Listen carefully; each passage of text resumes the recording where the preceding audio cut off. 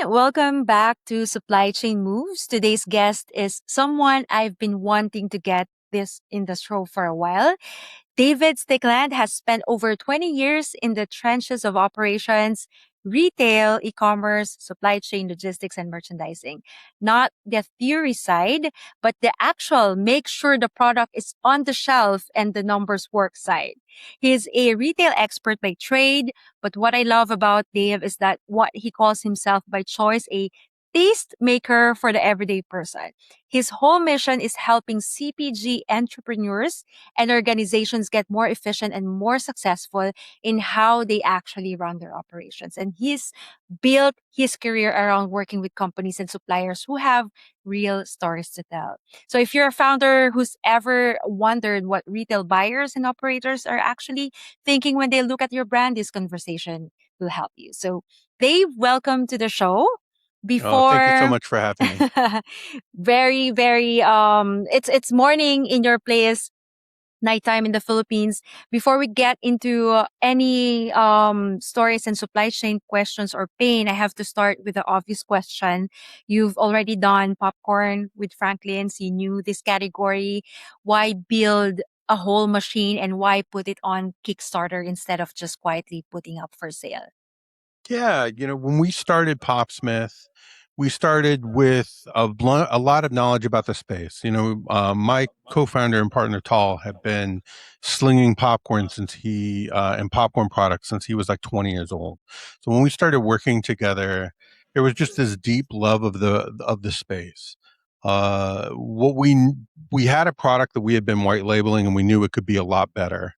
We knew there was a lot of space, especially upmarket, and both of us had a love for like the upmarket, Williams Sonoma, Crate and Mm, Barrel, Stout Pots, La Crusade, the nice things to have in your kitchen. That's mm, the things my parents had, my grandparents had, the things that felt really good. And we knew there was a real space for a product like that in this market. And popcorn itself was such a dusty category. If you looked at like popcorn or bagged chips, everyone was fighting in CPG to be in that yeah. space and make products. And we saw a real opportunity to say, no one is really innovating on the actual popping popcorn at home side, which is around the time we launched after COVID. Everyone had gotten really used to being back at home, making popcorn at home again. And we saw, or being in the kitchen again, making food, making bread. And it was like, Yeah. this is a real opportunity to make quality product at home and deliver a story. No one had talked about popcorn since Orville Redenbacher, since I was a kid. There used to be an old man in a bow tie would be on these commercials talking about how his popcorn was different. And this is our chance to talk about how our popcorn is different. The best way to do that is to come out with an innovative way to make the popcorn. And that's Mm-hmm. why we started with the popper, not just the popcorn. And we decided to kickstart the popper because kickstarting it allowed people to get behind the story. We got to tell that story. We got to show off the product. We got to kind of give people an exciting visual of what this could be like. We got to compare it to the other products in the space. And once people saw that, it got them excited. They wanted one. And that really allowed us to have the cash to finish building the product. Making Popsmith was not cheap and took a Mm-hmm. long time, much longer than we ever thought. So between the Kickstarter and a little friends and family money that we raised in the very beginning, um, we needed all of that cash up front before we could even get to the first 500 units. Mm-hmm. Okay, so that challenge that you've shared, Dave, is it the part of designing and hiring, industrial designer for the new look of the product? Yeah, we had never hired an industrial designer before. We'd never even done that, worked with an industrial designer before. And what an experience to take a product that existed and say, we want to make something like this, but we're not sure what this should look like. So Mm-hmm. they came up with several designs. And the real key to working with a industrial designer or any creative that we found through the whole experience was make two designs you think I want, And then on that third design, make a design that is crazy and kind of out there that you love that you don't know if I'll like. And every single time we chose that third design, that when you gave Really? the designer the space to be creative and the space to Oh, really yeah. think, they surprised us and created something that was unique and special. So the first two designs they designed were the same kind of hand crank as the Whirly Pop, and Mm-hmm. then the design for our product was the third one, which is, what if we spun it on the inside so you'd see it this other way? And it was this novel way of doing it. And it was like, oh my gosh, this is something we can generate IP around. This is something that is easy to clean. And it unlocked all of these value adds simply by Yeah. giving them the design freedom to break free of what they thought you might want based on what you said in the brief, right? Or in the first initial meeting. And it was that way all the way down the line on every level of creative. Once you get done with industrial design, then you have to have engineers figure out how to make the design come to life. And that was the next challenge, which was going back and forth between the designer and the engineers who fabricate the design, saying, actually, this design you created looks nice, but doesn't actually work. And I need you to change the design to fit what you're actually trying to do, which is pop popcorn. So, Mm-hmm. adjusting things, even the spinner on the inside, adjusting the spinner degrees to make sure that it picked up every single kernel and didn't smash kernels down when they popped, and like the amount of metal to so that it heated a certain amount of different ways. It was so many engineering questions that I would have never expected. All of that stuff was an absolute learning process for us. We're better for it, and what a journey. Yeah. From last year that I first saw your product, I've been researching about it. And one thing that stuck in me is the boxing, the packaging experience. How connected is it with the designing of the product, and why that packaging or unboxing experience? The same people who designed our popper designed the box that the popper goes Nice. in. Our design was meant to sit on a shelf in Williams Sonoma or Crate and Barrel and stop someone Mm-hmm. who was, maybe not even looking for a popcorn popper. The design was supposed to sit on a shelf and wow you when you walked by and kind of reconnect you to maybe not a specific time in your life, but like connect you to a time when you had a really good time eating popcorn at home, right? Like, oh, that looks fun was what we designed it to do. We wanted it to look really beautiful and also look kind of fun and playful. And so, of course, you want that same experience when a DTC person orders your product. You want that same experience when it shows up at their doorstep. So when they Yeah. open the door, they pick up the box and they bring it in the house. That moment is just as exciting as using the product. And in an age of social media, is just as Instagrammable, right? Like I Yeah. wanted someone to be able to take a picture and Instagram it and be excited that they would capture it with their phone, that they would share this moment of opening that box, seeing everything beautifully laid out, and say, this is going to be fun. Every part of that makes them want to get out and make popcorn as soon as possible, right? Like there's Yeah. an intentionality to all of that. And did you have a connected challenge in terms of cost for making sure that design and packaging really look good as what you've planned it to be? Absolutely. And I think that's where we are now, right? So when we launched the brand, I think after many, many years in DTC, both of us were so excited to not compromise on quality and not Yeah. compromise on making the best thing, that we achieved the best thing. And after a few years on the market, we recognized that the best thing does not always translate into margins on the P&L. Yeah. And so in order to go find more profit, it became a conversation of where can we make changes and adjust off of what is very best to become very good. And a good example is that box. So if we shave an inch and a half off that box, if we take a little bit of materiality out of that box, we can save the business $5, $6 per unit, which is significant when you think about the margin at the end of the day on cogs. Mm-hmm. Every little bit I can cut out of that box means more on a pallet, Yeah. means more pallets in a container. It means less space to rent at my 3PL. It means less cost in the shipping when it gets to the customer. I save money at every single one of those steps. So we Yeah. start with great, and then we get to the best for what we are trying to do, and that's where we are now. So I think that, like, I wish I knew what I knew now, and what I would tell people, what I've learned in this is, think about the unit economics of the end of the P&L as early as possible, Mm-hmm.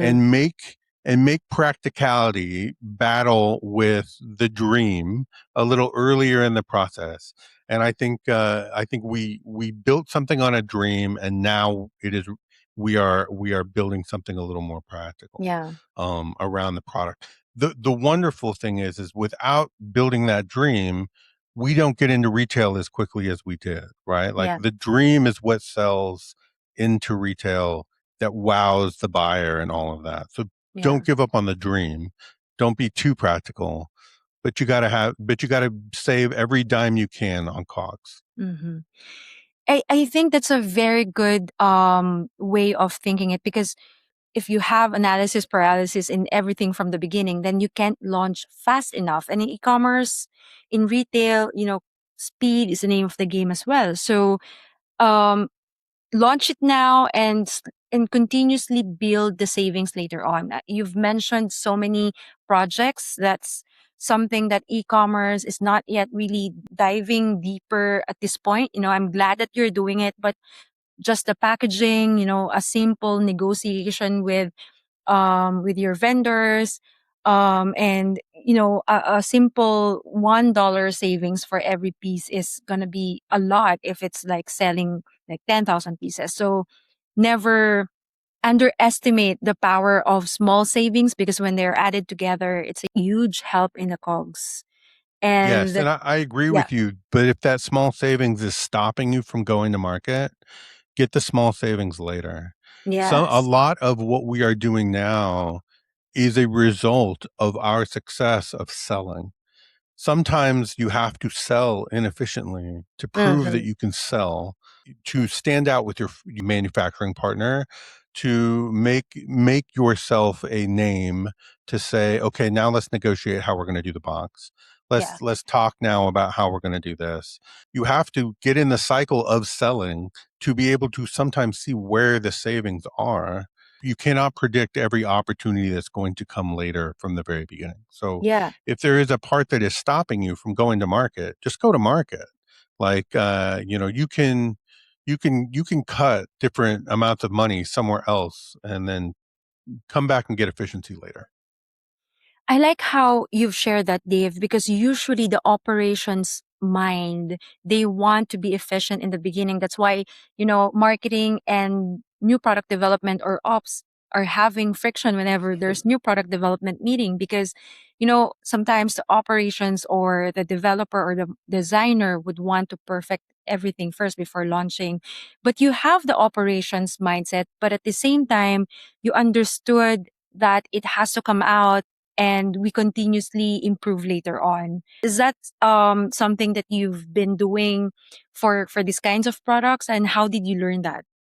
I think we learned that because we didn't raise a bunch of venture capital dollars. Mm, uh-huh. Uh, while we raised a small amount of money in a friends and family round, and we kickstarted the product, we have never fully capitalized the business in a way that created safety. Yeah. And so you need to start selling as soon as possible, and you cannot afford to sit around. So you need to get sales in the door. So the pressure to sell is always going to be the winner in those situations. Even when we launched the product, we launched with the designs for Popsmith 1.5, Popsmith 1. Like 2.0.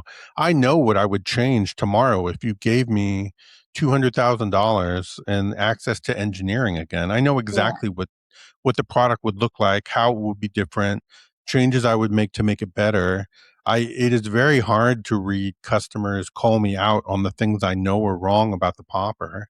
Mm-hmm. Uh, but at the same time, there's 100 other comments saying that it's a wonderful product that everyone loves to use on a Friday night and they love it. And you cannot let small problems with imperfection stop you Mm-hmm. from putting a product in the market that you know people are really going to enjoy. Mm-hmm. And and that has been part of the beauty of having a partner in working with this, not being a solopreneur, is having a partner that there are things that I get stuck on that are very important to me. And I'm like, no, no, no, this must be fixed. And then Tall is very, no, we have to go to market. And there are things that he gets stuck on and says, no, no, this must be fixed. And I'm like, no, no, no, we have to go to market. And I think for both of us, we both end up compromising exactly what we'd like, Mm-hmm. because and then promising ourselves we'll come back and fix it later. But Mm-hmm. you have to prove that it's going to work first. Like at the Yeah. end of the day, that's a problem we'll fix when we get to 20 million. That's a problem we'll fix when we get to 30 million. But like, let's go sell. Let's go sell. Yeah. And then from that industrial design, packaging, how quick is it to manufacturing and actually delivering the product to the customers?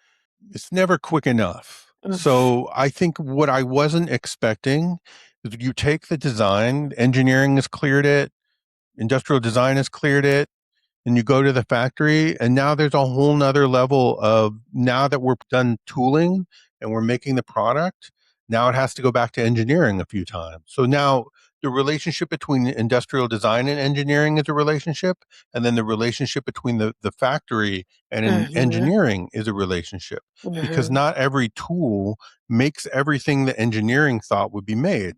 Sometimes there has to be custom tools made or Yeah. custom pieces that a factory may not make, that your engineer came up with as a solution. Mhm. So your supply chain, before it hits the factory, gets more complicated. Maybe your Mhm. factory doesn't make a piece and they have to, like, for us, like, there's a stainless steel piece on the inside of the product that's not fabricated at my factory. It's made by another factory and then brought to my factory. So how much of that complication do you want? And Mhm. that's a conversation that happens once you get to the factory. So, and then you get samples. And for us, I think that one of the biggest things was learning how paint worked. It was in a conversation in industrial design to engineering. You don't talk about color on the outside, you're talking about function. And it Yes, wasn't yeah. until you got to the factory that it was like, oh, well, now we have to paint this and we have to make it a color that's going to hold up to heat Mhm. on the stovetop. And what is heat going to do? And then working with the factory, like, okay, what kind of paint is going to work for the outside of this? And then working with them on a painting process. And we were really lucky to work with a very seasoned NPI, which is a new product introductory group, who Mhm. has relationships with all kinds of factories on the ground. So when we were coming to them with our specs in hand and saying, this is what we want to make, finding the right factory partner that could look at that and say, I'm anticipating these problems. Through your MPI, we can work through that. So to have an intermediary who can Mm. anticipate those problems, help solve those problems, I don't think we would have lasted without that MPI in the middle. So Mhm. I think if we had had a direct relationship with the factory in the beginning, it would have been an absolute disaster. So Yeah. that's where having a good MPI shepherding it from engineering all the way to the end has been incredibly helpful to us. That's very good to hear because, some brands think that working directly with the manufacturer is the answer to everything, and it doesn't. Sometimes if the product is simple enough that you are like just changing something from the existing, then probably that's a good solution. But a complicated and industrial design like yours, you know, leave it to the experts is what I feel when you made sure that the NPI and the manufacturer are really working together. So also, so you and Tal can focus on what's really needed from you in the business. We needed someone who could advocate for what Popsmith was supposed to be on the ground with our manufacturer. So Mhm. when you think about what like QA looks like on the ground with a factory, if a factory has never made a specific kind of product, maybe they've made cookware before, but they've never Yeah. made a stovetop popcorn machine that, functions the way yours functions. Having an MPI who understands your product, has used it before, like it has used other popcorn machines, understands how this is supposed to work on the ground, going through figuring out what QA needs to look like for your product, coming up with that, negotiating that with the factory, and developing a process for your product because it's never existed before. Mhm. So helpful, right? Like if I had been ordering something the factory had been making for a long time and I had made some small changes to, or I had maybe come up with a specific design or a specific housing that they could easily get, all of those things are very easy to negotiate with the factory. But when we are doing something that stretches the bounds of what the factory has done before, or it's a new process for all of that, having someone else on the ground when Tal and I do not have the time to spend on the ground Yeah. with our factory, and certainly don't have the resources or knowledge to do that, is incredibly helpful. So having an intermediary was really key to that success. And when you look at our defect rate or the problem rate with our products Mhm. going forward, I credit so much of that to the hard work of our MPI. Nice. And is that part of their service that they provide, not only with the sampling but also in the first production at least, the quality Yes. checking? Yeah, so, sampling, they have their own engineers on staff. Mhm. So, like when there was a problem with how things were fabricating, that we're handling some things internally. It was a nice off ramp from the dream to the reality.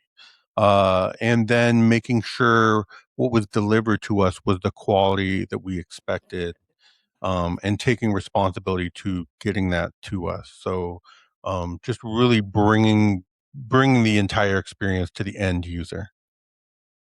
But in terms of negotiating minimum order quantity, scheduling, lead time, pricing, is that you who was directly communicating with the vendor and the Yeah. manufacturer? So the secret for us when we're in hyper growth mode when it comes to reordering, for the first year we definitely ordered too much. Like when you are dealing with relatively high MOQs on a product that's custom to you, you have to take on a lot of inventory in the beginning, which is a real reason the Kickstarter was so important, is you have to Yeah. pay for that inventory up front. So, you know, so having probably, it took us probably 6 to 9 months of data to really start to get an idea of what a 90 or 120-day cycle looked like, Nice. especially when you start thinking about how long product market fit takes on the Mhm. marketing side. The sputtering start of a brand means that you are holding product for a lot longer than feels comfortable. We were paying rent on way too much product for way too long. And then by year two, when we were lucky enough to become one of Oprah's favorite things, and our cost to acquire a customer went from like over $100 to like $10 because everyone wanted to buy this thing because Oprah said this is the greatest popcorn machine that ever existed. I suddenly sold out of everything and I had no way of figuring out a model based on Oprah. Like Oprah sold me out of everything. And then, well, now there's no model now. So what does that mean going forward? And we had to, it took us another 6 months to rebuild the model. I would say we're almost through our third year. We are doing an excellent job of staying somewhere between 60 and 90 days worth of inventory, Mhm. and we're doing that by uh, trying to control our MOQs and stay in a continuous loop of having product on its way to us, and then Mm. doing everything we can to keep selling what we have. So speed of selling plus speed of just a constant churn of things coming in the door uh, is is how we are trying to attack our scaling right now. And right now we're scaling. We're 150% up year over year. We're seeing our Nice. best year ever. I don't know where the ceiling of this is. My supply chain manager just has to hold on for dear life every single day, and I make her life as hard as possible. And so far, we're doing an excellent job. But even today, it's just you know, best guess 60 to 90. Let's keep trying to go. And we've been pretty successful at it. It's a very, very good challenge for your brand. And since Yes. we're talking about money and racing in on Kickstarter, what's the if you can walk us through what was the bet, what was the experience, the challenges, anything that you can share about Kickstarter. Yeah. So for Kickstarter, like I said, putting a tangible product up in a space that hadn't seen innovation in 30 or 40 years really was an easy sell to the Kickstarter audience and for the people who really loved popcorn, which really made us bullish, especially when we moved away from Kickstarter and we moved to Mm-hmm. crowdfunding in general. Like when we moved to our first raise and start engine, and we said, now we're not just going to sell you a product up front, we're actually going to allow you to invest in our brand. And we raised a significant amount of capital that first year with that second year of when we raised a significant amount of capital the second year of Popsmith existence through Start Engine, it was because people could get behind a story, right? People want to invest in product and money that, and a story. They want to invest in something that is exciting and intangible to them. Just like people like to invest in the stock market, people like Mm-hmm. to have something in their house that they say, I'm a part of this. Like this is something that I'm behind. It's conspicuous consumption, and the cost of entry is fairly low for Mm-hmm. the normal average consumer. So you can buy a product for $200, or you can own a piece of the company for as little as $350 and own a piece of where the brand is going. Get a letter from the owner, from both owners. You can be part of the journey. You have the ability to share your ideas and shape the future of the brand. And I think people love supporting small nascent brands, especially Mm-hmm. after so many years of big companies kind of dominating in the space. I also think on the CPG side, as we see CPG have success in places like Target, Walmart, other places. I mean, I was just in the grocery store 2 days ago, and a woman Yeah. had a cart full of Poppy and Olipop. And I had to stop and Oh. I had to take a picture of it because I was like, there was a time I remember where everyone said, no one is going to buy soda over the internet. And here you are buying a cart full of what I remember being a CPG product on the internet. And I'm so proud of being in this space and saying that, like, people have the ability to bring product from the internet into their daily lives and be a part of that journey. And I see people being part of that now, and they're excited about it.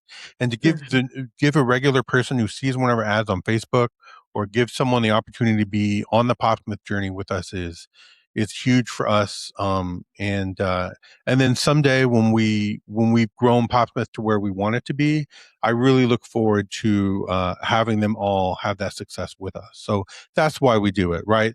The best part of doing Kickstarter was being able to get the email after they got the product and they're like, oh my God, you nailed it, right? I Yeah. didn't think you would nail it. The thing about Kickstarter is maybe, 6 out of 10 times you get what you thought you paid for. And Yeah. I wanted to be the one out of those six that was more Mhm. than you thought you paid for and was above and beyond what you thought you were going to get. it was going to be the quality product you got. Yeah. And that made all the difference to us. And that made us so bullish about the future of the brand. And at every stage, we've tried to over deliver on every opportunity we've gotten. And I think that's what made us successful. That delivering the promise is the, I think, the gold,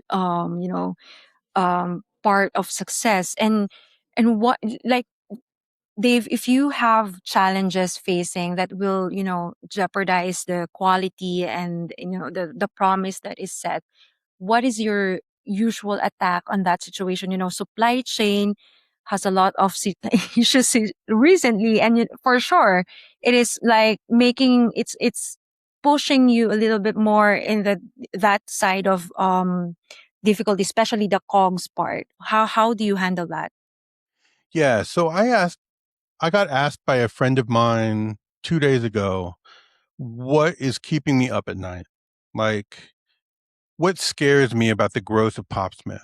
Mm-hmm. And my answer was, I have seen a lot of brands get a lot of attention and get a lot of growth and spin out of control and fall apart.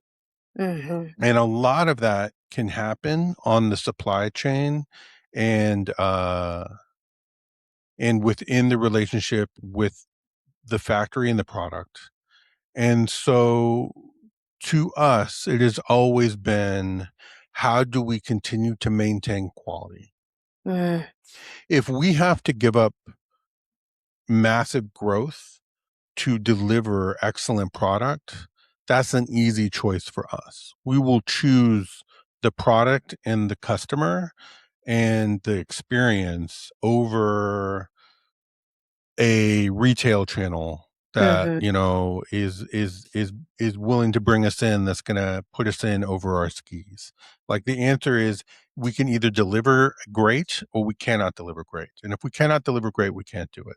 So that is always going to be, can I have a transparent enough relationship with every part of my supply chain to where the minute we're overtaxing things and we're cutting corners, paint's getting sloppy, the insides of the products are not being, the box isn't great anymore, and we start cutting closer and closer to the bone to feed speed or growth.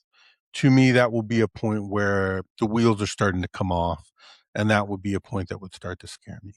And and that usually, it costs way more money than it's worth, Mm-hmm. right? Like, it Yeah. speeding up to feed growth usually is an expensive proposition, and it's much better for the company to slow down and focus on profitability and focus on delivering quality, which is where the future is anyway. The idea of these fast growing hockey stick brands from 5 or 6 years ago, those days are over. What people Mm-hmm. want now are longevity brands that are profitable. We're going to be profitable within 3 years of our brand's existence, which is kind of unheard of. We're going to be profitable by next year. And part of the reason for that is we have been focused on two things: profitability and quality, Quality. over growth. And I think, and growth is just happening in spite of that, because we're delivering on the other two things. Yes, I think that's the result of doing the two things. And as we we have founders listening right now, and some might be looking at crowdfunding or planning a pre-order launch. What should they be planning for that nobody warns them about? The thing you wish someone has said to you before Yeah, you if you're started it. planning a pre-order launch, what no one warns you about is the amount of marketing that you're going to have to do to get people to sign up. Oh yeah. So, Kickstarter um is, or Indiegogo, or whatever you decide to use, is noisy. You need Mm, to go find your market, and you need to develop a relationship with that market as early as possible. So if you are not already posting content to Instagram or TikTok, and you are not establishing yourself as a category expert in what you are going to launch, then you're already behind.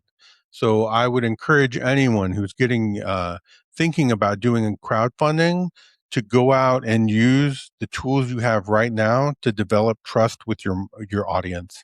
And then after you've started getting an organic content cadence down and you're out there every day talking about the product, put some money behind that content and push it out as advertising to drive people back to your pages, to sign up for information from you, to follow you on social. And that way, when you launch your pre-order opportunity, you already have an audience. Building an audience after you've launched is incredibly expensive. Building Mm. an audience before you have the launch, just when you are talking about the space you're in, the category you're in, the problem you're trying to solve, is incredibly cheap.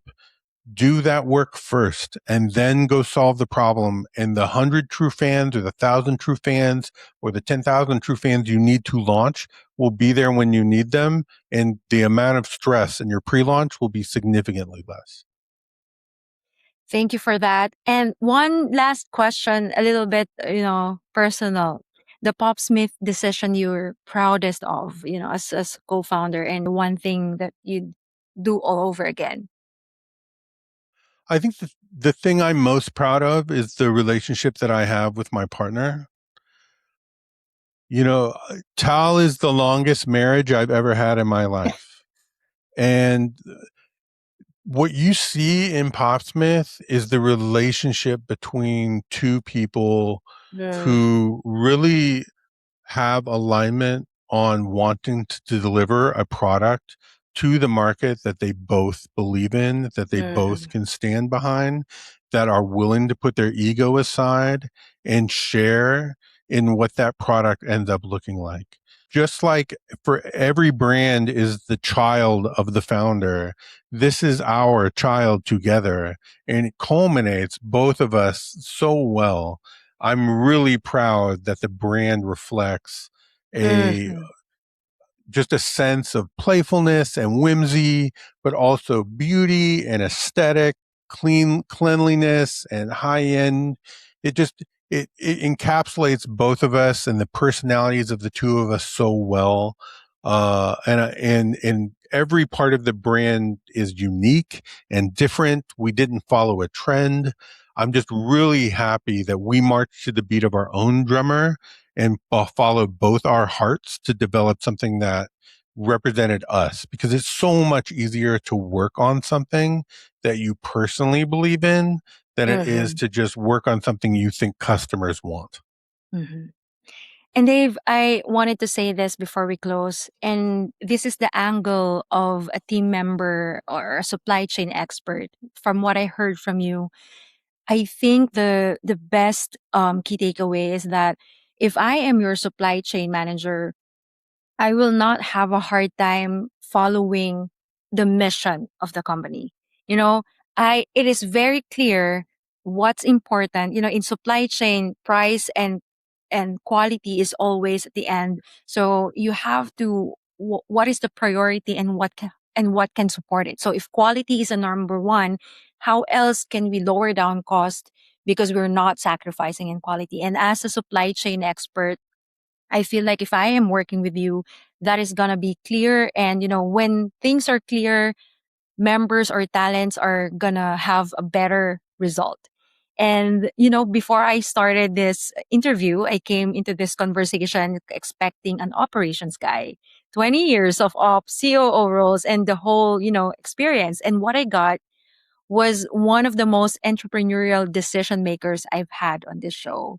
So because here's Thanks, what I Laura. kept here's what I kept noticing every time there was a fork in the road, the safe operational answer and the bold one, you pick the bold one or what's really important with a brand, and building premium hardware instead of less quality, betting real cash on tooling before unit one existed, and holding a quality standard that made your the new product development process harder. But you didn't mind that, and that's not usual ops playbook. That's a founder conviction executed with an operations discipline. And honestly, that combination is rare. I've interviewed so much, and Most founders have the vision and no system. Most operators have the system and won't take the swing. So I think you've got both, and I think that's the real reason Popsmith made it from funded to delivered, and why so many and why its campaigns are very successful.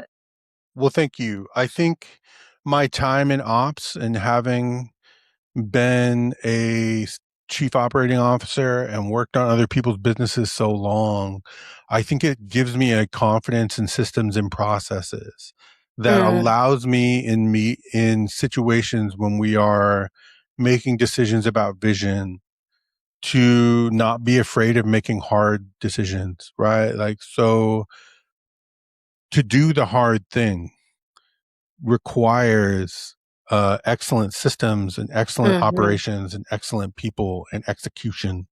And if you are not confident in, you know, what that process is like or what that pain feels like, if you have not felt that pain before or taken it on, you're going to avoid it. You don't want to do the hard thing. You want to do the Yeah. easy thing, the fastest thing that's going to get you to market, the choice that's the least amount of problems is going to come out of. But if you've been solving problems for 20 years, problems don't scare you anymore. Yeah. And you Yes. want to do the thing that's going to provide the most amount of value to the brand. So the value is in the hard stuff. So make the hard choices. And Mhm. I'm a big believer in always choose the hard path if it's going to lead to a deeper opportunity down the road. Mhm. Yeah, and long term. What's the latest with Popsmith, and how can the listeners support you or other people can support you? Well, thank you. We just launched our new crowdfunding campaign.